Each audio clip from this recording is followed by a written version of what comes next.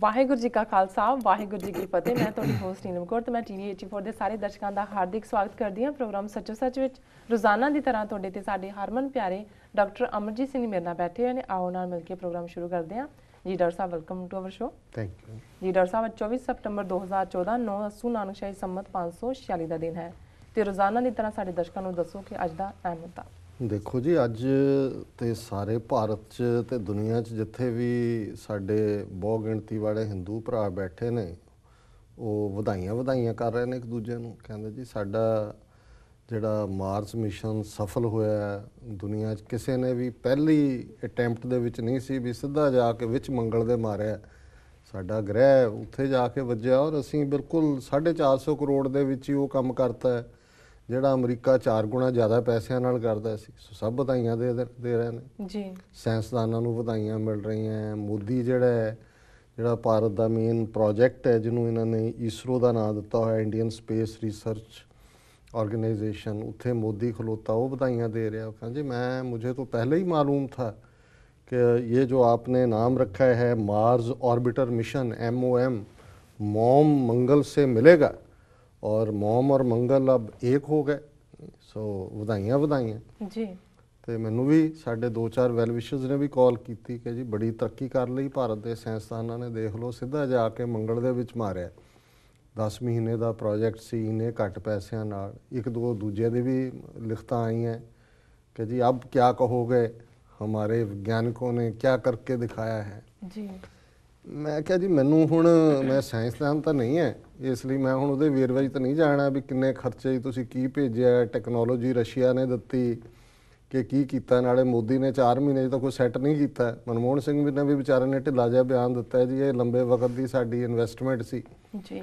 ਪਰ ਮੈਂ ਕਿਹਾ ਮੈਨੂੰ ਭਾਰਤ ਦੇ ਉਹਨਾਂ ਮੁੰਡੇ ਕੁੜੀਆਂ ਦਾ ਜ਼ਰੂਰ ਖਿਆਲ ਆਇਆ ਜਿਨ੍ਹਾਂ ਵਿਚਾਰਿਆਂ ਦੇ ਵਿਆਹ ਨਹੀਂ ਸੀ ਹੁੰਦੇ ਜਾਂ ਵਿਆਹ ਨਹੀਂ ਹੁੰਦੇ, ਜਿਨ੍ਹਾਂ ਨੂੰ ਮੰਗਲੀਕ ਕਹਿੰਦੇ। ਜੀ। ਮੈਂ ਕਿਹਾ ਇਹ ਹਜ਼ਾਰਾਂ ਦੀ ਗਿਣਤੀ 'ਚ ਜੋਤਸ਼ੀ ਕੁੰਡਲੀ ਬਣਾਉਣ ਲੱਗਿਆ ਲਿਖ ਦਿੰਦੇ ਸੀ ਵੀ ਇਹ ਕੁੜੀ ਮੰਗਲੀਕ ਹੈ ਜਾਂ ਇਹ ਮੁੰਡਾ ਮੰਗਲੀਕ ਹੈ।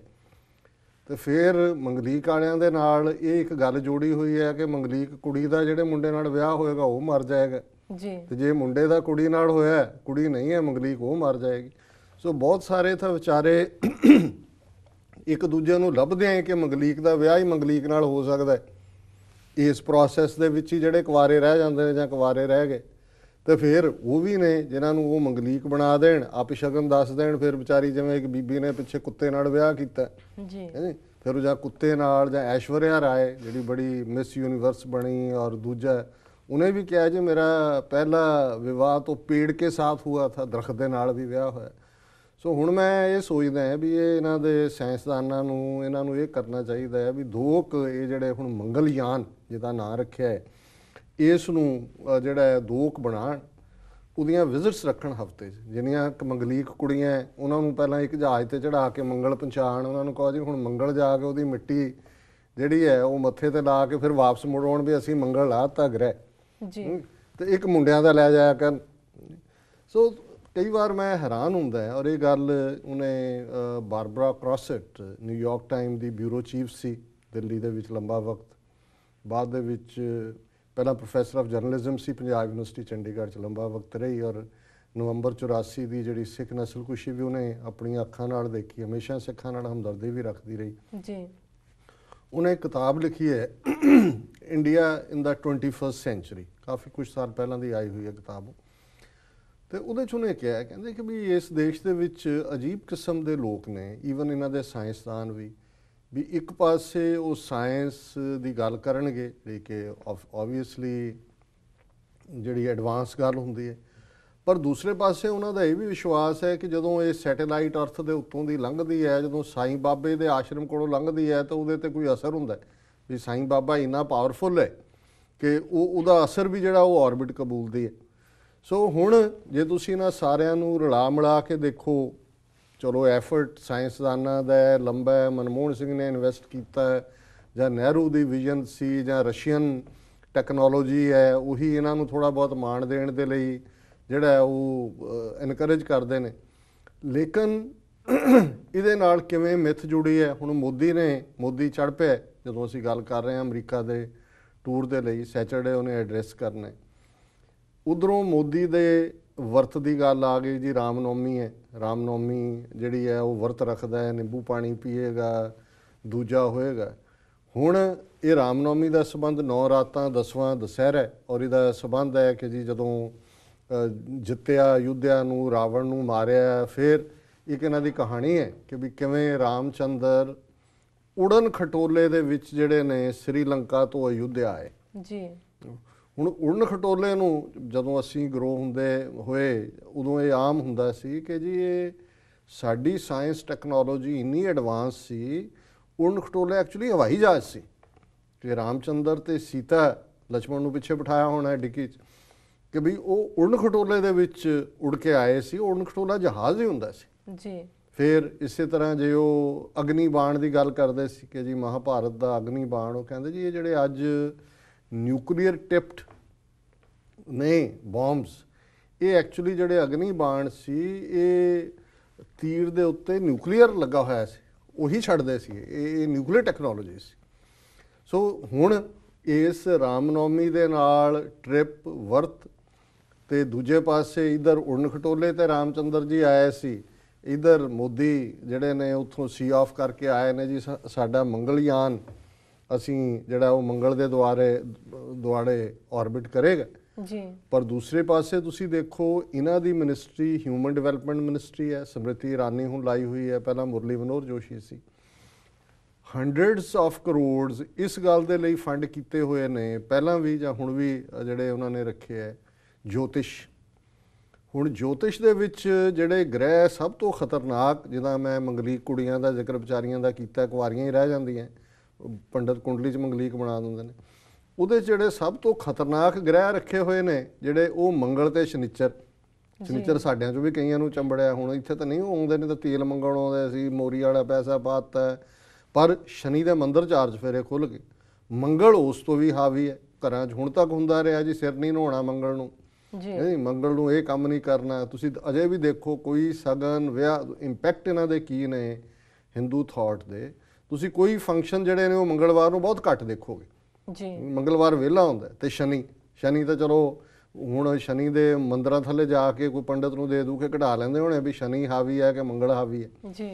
ਸੋ ਇੱਕ ਪਾਸੇ ਇਹਨਾਂ ਦਾ ਇਹ ਫਰਾਡ ਹੈ ਪੂਰਾ, ਜਿਹਦੇ 'ਚ ਆਪਣੇ ਆਪ ਨੂੰ ਲੇਟੈਸਟ ਇਨ ਦਾ ਵਰਲਡ ਸਾਇੰਟਿਸਟ, ਪਰ ਦੂਸਰੇ ਪਾਸੇ ਉਸ ਕਿਸਮ ਦੀ ਸੁਪਰਸਟੀਸ਼ਨ ਦੇ ਥੱਲੇ ਉਸ ਗੱਲ ਨੂੰ ਵੀ ਪ੍ਰਮੋਟ ਕਰ ਰਹੇ ਨੇ, ਮੰਗਲ ਸ਼ਨੀਚਰ ਜੋਤਿਸ਼ ਨੂੰ ਤਾਂ ਵਿਦਿਆ ਬਣਾ ਦਿੱਤਾ। ਇੱਥੇ ਹੀ ਨਹੀਂ, ਬਹੁਤ ਸਾਰੇ ਲੋਕਾਂ ਦੇ ਇੱਕ ਇਹਨਾਂ ਨੇ ਜਦੋਂ ਬੀਜੇਪੀ ਦੀ ਪਿਛਲੀ ਸਰਕਾਰ ਸੀ, ਇਹਨਾਂ ਨੇ ਇੱਕ ਵਸਤੂ ਸ਼ਾਸਤਰ ਦੇ ਨਾਂ ਥੱਲੇ ਲੋਕਾਂ ਦੇ ਚੰਗੇ ਭਲੇ ਘਰ ਤੁੜਵਾ ਕੇ ਨਵੇਂ ਬਣਵਾਏ ਲੋਕਾਂ ਤੋਂ ਕਿ ਜੀ ਇਹ ਤੁਹਾਡੇ ਘਰ 'ਚ ਕਸ਼ਟ ਰਹਿੰਦਾ ਹੈ, ਇਹਦਾ ਰੰਗ ਹਰਾ ਨਹੀਂ ਹੈ, ਇਹਦਾ ਕੰਧ ਦਾ ਮੂੰਹ ਇੱਧਰ ਹੋਣਾ ਚਾਹੀਦਾ ਹੈ, ਇਹ ਫਲਾਣਾ ਸੂਰਜ ਵੱਲ ਚਲਾ ਗਿਆ, ਫਲਾਣਾ ਲਹਿੰਦੇ ਵੱਲ ਜਾਣਾ ਚਾਹੀਦਾ। ਔਰ ਵਸਤੂ ਸ਼ਾਸਤਰ ਦੇ ਬੜੇ ਸਪੈਸ਼ਲਿਸਟ ਵੀ ਆ ਗਏ ਜਿਹੜੇ ਲੱਗੇ ਹੋਏ ਨੇ ਘਰ ਬਣਾਉਣ। ਸੋ ਇਹ ਜਿਹੜੀ ਇਹਨਾਂ ਦੀ ਡਾਈਕੋਟਮੀ ਹੈ, ਔਰ ਇਹ ਸਾਰਾ ਜਿਹੜਾ ਜਿਸ ਤਰੀਕੇ ਨਾਲ ਮੰਗਲਯਾਨ ਦੇ ਉੱਤੇ ਇਹ ਸਾਰਾ ਡਰਾਮੇਬਾਜ਼ੀ ਹੋ ਰਹੀ ਹੈ। ਔਰ ਜਿਨ੍ਹਾਂ ਦਿਨਾਂ 'ਚ ਇਹਨਾਂ ਨੇ ਨਿਊਕਲੀਅਰ 98 'ਚ ਕੀਤਾ, ਹਾਲਾਂ ਨਿਊਕਲੀਅਰ ਤਾਂ 1974 'ਚ ਚੋਰੀ ਕਰਕੇ ਟੈਕਨੋਲੋਜੀ ਜੋ ਕੈਨੇਡਾ, ਅਮਰੀਕਾ, ਆਸਟ੍ਰੇਲੀਆ ਨੇ ਦਿੱਤੀ ਸੀ, ਉਹਨਾਂ ਨੇ ਕੀਤਾ ਸੀ, 1998 'ਚ ਕੀਤਾ। ਤੇ ਭਾਰਤ ਭਰ ਦੇ ਵਿੱਚ ਜਿਵੇਂ ਹੁਣ ਨੱਚ ਰਹੇ ਨੇ, ਗਲੀਆਂ ਦੇ ਵਿੱਚ ਲੋਕ ਡਾਂਸ ਕਰ ਰਹੇ ਸੀ, ਔਰ ਬਾਹਰ ਨੇ ਲਿਖਿਆ ਕਹਿੰਦੇ ਡਾਂਸਿੰਗ ਫਾਰ ਨਿਊਕਲੀਅਰ ਬੋਮਬਸ। ਇੱਥੇ ਤਾਂ ਲੋਕ ਪ੍ਰੋਟੈਸਟ ਕਰਦੇ ਨੇ ਕਿ ਵੀ ਕਿਤੇ ਨਿਊਕਲੀਅਰ ਸਾਡੇ ਨੇੜੇ ਸਟੋਰ ਵੀ ਨਾ ਕਰਨਾ ਜੀ, ਨਹੀਂ ਕੋਈ ਨੇੜੇ ਤੇੜੇ ਵੀ ਨਾ ਹੋਏ, ਔਰ ਬੰਦ ਕਰਵਾ ਦਿੱਤੇ ਉਹਨਾਂ ਨੇ ਆਊਟਸ। ਉਹਨੇ ਕਿਹਾ ਇਹ ਕਿਸ ਕਿਸਮ ਦੇ ਅਜੀਬੋ ਗਰੀਬ ਲੋਕ ਨੇ ਕਿ ਵੀ ਇਹ ਡਾਂਸ ਕਰ ਰਹੇ ਨੇ ਵੀ ਨਿਊਕਲੀਅਰ ਹੋ ਗਿਆ। ਸੋ ਮੈਂ ਸਮਝਦਾ ਵੀ ਇੱਕ ਪਾਸੇ ਮੋਦੀ ਲਾਲ ਕਿਲੇ ਤੇ ਖਲੋ ਕੇ 15 ਅਗਸਤ ਨੂੰ ਕਹਿ ਰਿਹਾ ਹੈ ਕਿ ਜੀ ਅਸੀਂ ਹਰ ਘਰ ਦੇ ਵਿੱਚ ਸ਼ੌਚਾਲੇ ਬਣਾ ਦਿਆਂਗੇ, ਟਾਇਲਟ ਬਣਾ ਦਿਆਂਗੇ। ਹੁਣ 40% ਲੋਕ ਇੱਕ ਵੇਲੇ ਰੋਟੀ ਖਾਣ ਨੂੰ ਉਹਨਾਂ ਨੂੰ ਮਿਲਦੀ ਹੈ, 70% ਲੋਕਾਂ ਦੇ ਕੋਲ ਲੈਟਰੀਨ ਨਹੀਂ ਹੈ। ਬਾਹਰ ਖੇਤਾਂ 'ਚ ਕੀ ਹੁੰਦਾ ਹੈ ਤੇ ਕੀ ਨਹੀਂ ਹੁੰਦਾ ਉਹ ਮੈਂ ਜ਼ਿਕਰ ਨਹੀਂ ਕਰਨਾ ਚਾਹੁੰਦਾ ਜੀ।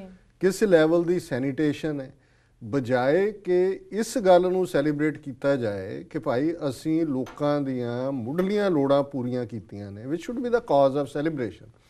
ਮਾਓ ਸੇ ਤੁੰਗ ਜਿਸ ਚੀਨ ਨੂੰ ਹੁਣੇ ਪੂਰਾ ਡਿਮੋਨਾਈਜ਼ ਕਰਨ ਤੇ ਲੱਗੇ ਹੋਏ ਨੇ ਕਈ ਮਾਮਲਿਆਂ 'ਚ, ਔਰ ਦੂਜੇ ਪਾਸੇ ਉਹਨਾਂ ਦੀ ਇਨਵੈਸਟਮੈਂਟ ਵੀ ਲੱਭ ਰਹੇ ਨੇ। ਜਦੋਂ ਪਹਿਲਾ ਇੰਟਰਵਿਊ ਮਾਓ ਸੇ ਤੁੰਗ ਦਾ ਜਦੋਂ ਬਾਹਰਲੇ ਵੈਸਟਰਨ ਵਰਲਡ ਨੂੰ ਉਹ ਖੁੱਲ੍ਹਿਆ ਹੈ ਤੇ ਉਹਨੂੰ ਪੁੱਛਿਆ ਕਿ ਵੀ ਤੂੰ ਕੀ ਦਿੱਤਾ ਹੈ ਜਾਂ ਤੁਹਾਡੇ ਇਸ ਰੈਵੋਲੂਸ਼ਨ ਦੀ ਕੀ ਸਕਸੈਸ।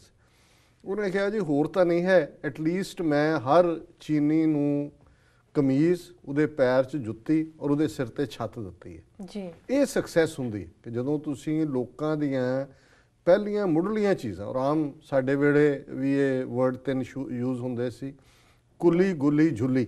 ਜੀ।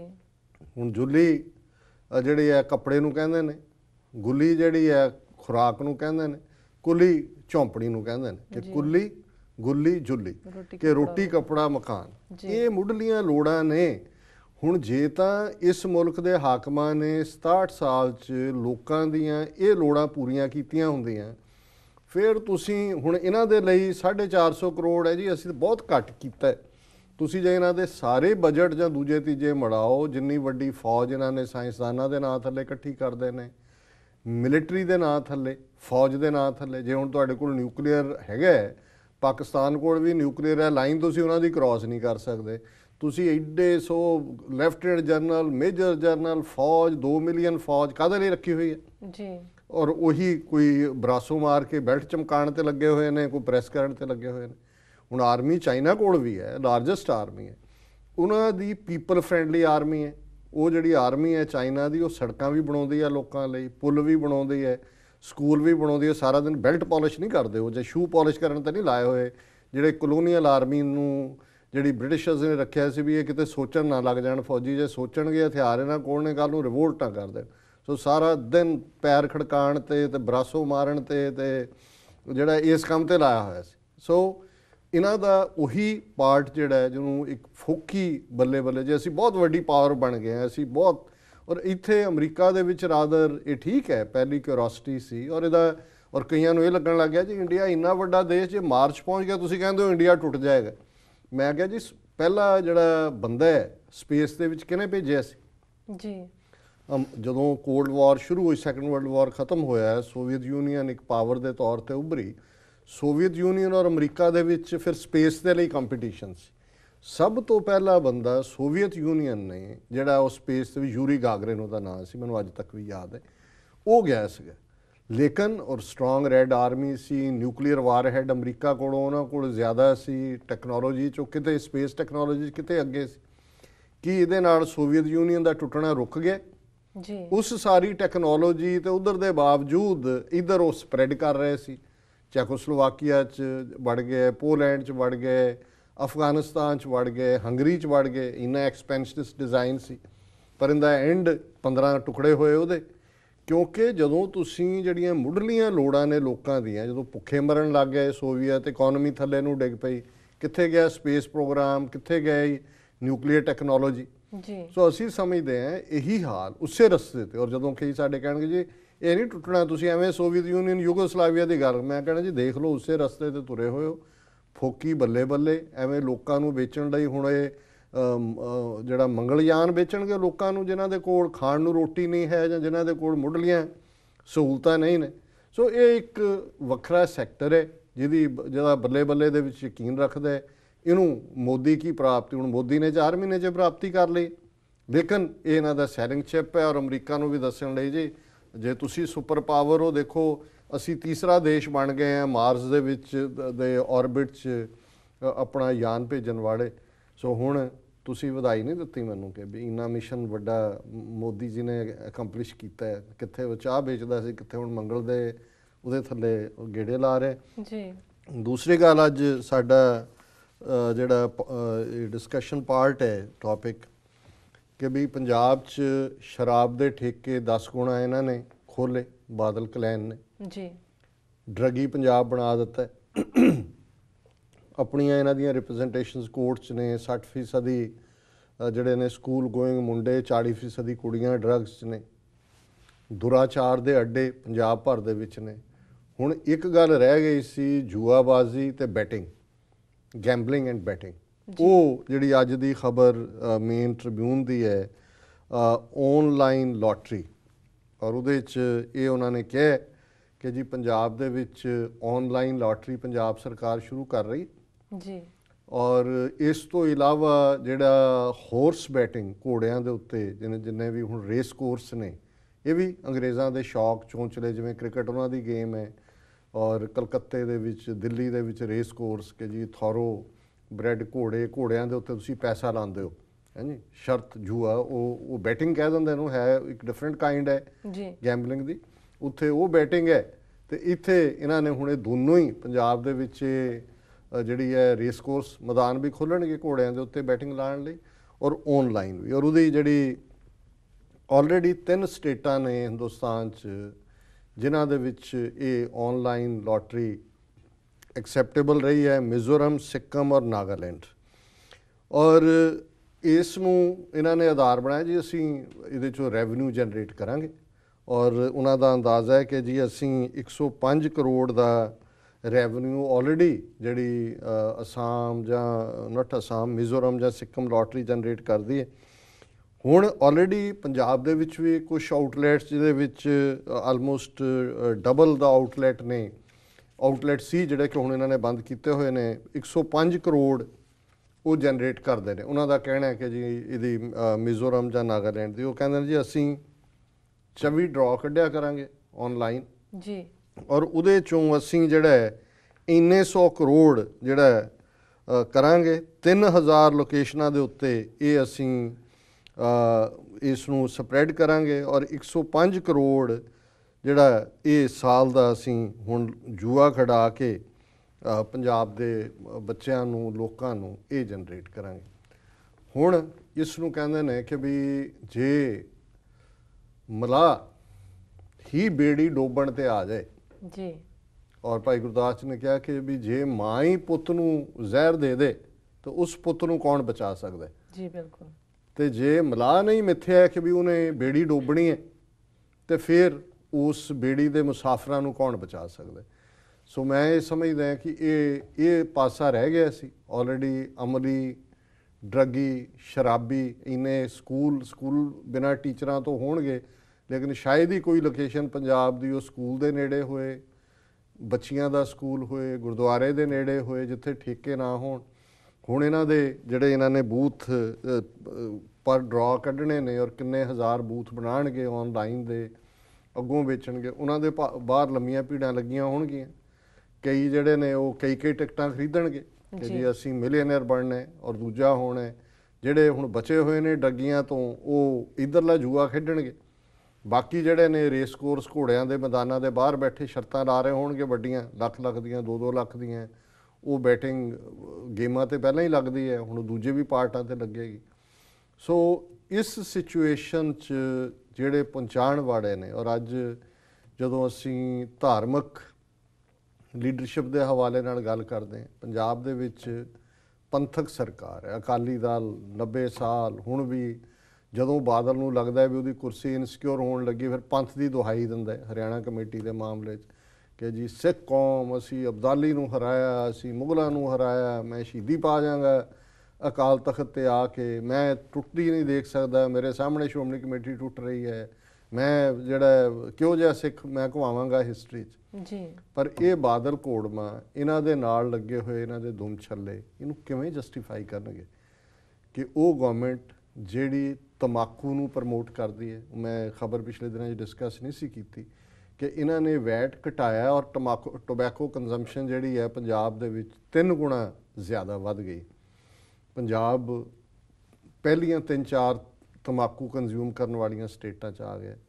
ਸ਼ਰਾਬ ਦੇ ਮਾਮਲੇ 'ਚ ਆਲਰੇਡੀ ਕੇਰਲਾ ਤੋਂ ਬਾਅਦ ਨੰਬਰ 2 ਬ੍ਰੈਕਟ ਸੀ, ਪਰ ਕੇਰਲਾ ਗਵਰਨਮੈਂਟ ਨੇ ਇੱਕ ਬੋਲਡ ਸਟੈਪ ਲੈਂਦੇ ਜਿਹਨੂੰ ਅਸੀਂ ਡਿਸਕਸ ਵੀ ਕੀਤਾ ਸੀ ਜੀ, ਕਿਵੇਂ ਉਹਨਾਂ ਨੇ ਬਾਰਸ ਦੇ ਲਾਇਸੈਂਸ ਕੈਂਸਲ ਕੀਤੇ ਨੇ, ਕਿਵੇਂ ਉਹਨਾਂ ਨੇ ਇਹ ਪਲਾਨ ਕੀਤਾ ਹੈ ਕਿ ਇੰਨੇ 100 ਕਰੋੜ ਜਿਹੜਾ ਰੈਵਨਿਊ ਜਨਰੇਟ ਹੁੰਦਾ ਸੀ ਸ਼ਰਾਬ 'ਚੋਂ, ਉਹ ਖ਼ਤਮ ਕਰਕੇ ਅਸੀਂ ਦੂਜੇ ਸੋਰਸਿਸ ਰਾਹੀਂ ਰੈਵਨਿਊ ਜਨਰੇਟ ਕਰਾਂਗੇ ਜੀ। ਪਰ ਇਹ ਸ਼ਰਾਬ ਉਹਨਾਂ ਨੇ ਕਿਹਾ ਕਿ ਵੀ ਇਹ ਜਿੰਨਾ ਕੁ ਉਹਦੇ 'ਚੋਂ ਜਨਰੇਟ ਹੁੰਦਾ ਹੈ ਉਸ ਤੋਂ ਜ਼ਿਆਦਾ ਜੇ ਹੈਲਥ ਇਸ਼ੂਜ਼ ਨੇ, ਐਕਸੀਡੈਂਟ ਨੇ, ਉਹ ਉਹਨੂੰ ਪਾਰਟ ਕਰਦੇ। ਹੁਣ ਇਹ 105 ਕਰੋੜ ਜਿੰਨਾ ਕਿ ਕੋਈ ਹਵੇਲੀ ਵਾਲਿਆਂ ਤੋਂ, ਕੋਈ ਡਿਵੈਲਪਰਸ ਤੋਂ ਜਾਂ ਦੂਜੇ ਨੇ ਇੱਕ ਦਿਨ ਦਾ ਕਮਿਸ਼ਨ ਖਾ ਜਾਂਦੇ ਹੋਣੇ ਨੇ, ਪਰ ਕਿਉਂਕਿ ਇਹ ਇੱਕ ਗਿਣੀ ਮਿਥੀ ਸਾਜ਼ਿਸ਼ ਹੈ, ਗਿਣਿਆ ਮਿਥਿਆ ਅਟੈਕ ਹੈ, ਏਜੰਸੀਆਂ ਦੇ ਦੁਮ ਛੱਲੇ ਨੇ, ਪੈਸੇ ਜਿੰਨੇ ਮਿਲਦੇ ਸੀ ਸੈਂਟਰ ਤੋਂ ਮਿਲੇ, ਮਨਮੋਹਨ ਸਿੰਘ ਵੇਲੇ ਮਿਲੇ, ਕਿੰਨੇ ਉਹ ਖਾ ਪੀ ਗਏ ਨੇ, ਉਧਰ ਜਾ ਕੇ ਤਰਲੇ ਕਰਦੇ ਨੇ ਮੋਦੀ ਦੇ। ਹੁਣ ਵੀ ਜਿਵੇਂ ਪਿਓ ਪੁੱਤਰ ਗਏ ਜੀ ਕਰੋ, ਹੋਰ ਦਿਓ ਜੀ ਸਾਨੂੰ, ਆਹ ਲੀਕ ਮਾਰ ਦਿਓ, ਉਹ ਲੀਕ ਮਾਰ ਦਿਓ। ਤੇ ਜੇ ਹੁਣ ਇਹਨਾਂ ਨੇ ਕੁਝ ਜਨਰੇਟ ਕਰਨ ਦਾ ਸੋਚਿਆ ਜੀ, ਰੈਵਨਿਊ ਕਿੱਥੋਂ ਜਨਰੇਟ ਕਰੀਏ, ਤੇ ਹੁਣ ਇਹ ਹੈ ਕਿ ਵੀ ਜਿਹੜੇ ਗੈਂਬਲਿੰਗ ਐਂਡ ਬੈਟਿੰਗ, ਇਹ ਔਰ ਜਥੇਦਾਰ ਵੀ ਸੁੱਤੇ ਹੋਏ ਨੇ ਧਰਮ ਦੇ ਨਾਂ ਤੇ, ਜਿਨ੍ਹਾਂ ਨੇ ਪੰਥ ਨਾਲ ਧਰੋਹ ਕਮਾਇਆ ਹੈ ਔਰ ਸਾਰੀ ਜਵਾਨੀ ਨੂੰ ਸਿੱਖਾਂ ਨੂੰ ਕਿਸ ਰਸਤੇ ਤੋਰਿਆ ਹੋਇਆ ਹੈ, ਉਹਨਾਂ ਦੇ ਲਈ ਅੱਜ ਜੇ ਉਹ ਗੈਂਬਲਿੰਗ ਔਰ ਬੈਟਿੰਗ ਇਹ ਸਰਕਾਰ ਪ੍ਰਮੋਟ ਕਰ ਰਹੀ ਹੈ ਤਾਂ ਸਭ ਦੀਆਂ ਜ਼ਬਾਨਾਂ ਬੰਦ। ਮੈਨੂੰ ਨਹੀਂ ਲੱਗਦਾ ਵੀ ਇਹਨਾਂ ਚੋਂ ਕੋਈ ਜ਼ਬਾਨ ਵੀ ਖੋਲ੍ਹੇਗਾ ਕਿ ਵੀ ਇਹ ਤੁਸੀਂ ਕਿਹੜਾ ਰਸਤਾ ਅਖਤਿਆਰ ਕੀਤਾ ਹੈ। ਸੋ ਇਹੋ ਹਮਾਰਾ ਜੀਵਨ ਤੂੰ ਸਾਹਿਬ ਸੱਚੇ ਦੇਖ। ਜੀ ਜੀ ਡਾਕਟਰ ਸਾਹਿਬ, ਇਸ ਨਾਲ ਲੈਣੇ ਬ੍ਰੇਕ। ਵੀਅਰਸ ਤੁਸੀਂ ਕਿਤਨੀ ਜਾਣਾ, ਮਿਲਦੇ हैं ਕਮਰਸ਼ੀਅਲ ਬ੍ਰੇਕ ਤੋਂ ਬਾਅਦ।